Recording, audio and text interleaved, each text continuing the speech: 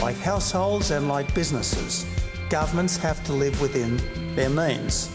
Everything that government does has to be paid for, either by today's taxes or tomorrow's taxes with interest. And that's the PM's argument for tightening our fiscal belts.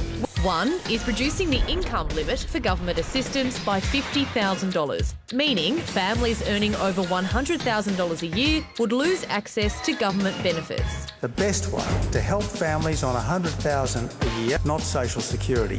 But for millions of families, those handouts represent a significant share of household income, with 1 in 4 Aussie homes relying on social security payments. Another measure is the deficit levy, which, according to the latest reports, could be set at 1% for people earning over 80 grand a year and 2% for those making 180 grand or more.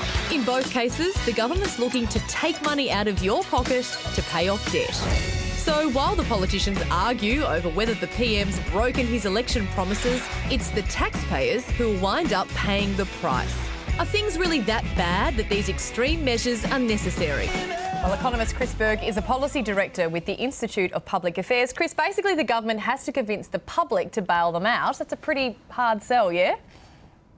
It's an incredibly hard sell, and particularly because the way they're trying to convince them to bail them out is through a great big new tax. And this government, while in opposition, spent its entire time talking about how it was opposed to great big new taxes, and now it's trying to impose its own. But why put this on families? Why can't we rein in spending or ditch paid parental leave? Bang, problem solved. Over to you. That's exactly right.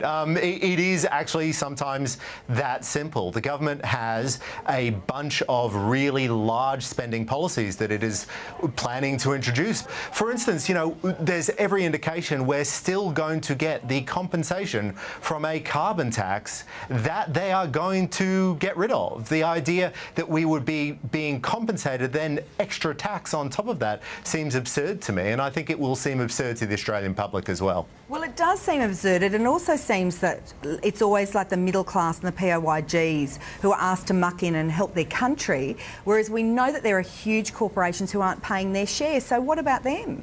Well, we've got to remember when we tax corporations, a very large amount of that tax eventually gets paid by us because these things funnel down. When it comes down to it, the government wants to extract more money from the economy, and when it extracts money from the economy, ultimately it's going to be extracting money from us. Everything eventually comes back to the basic tax-paying citizens.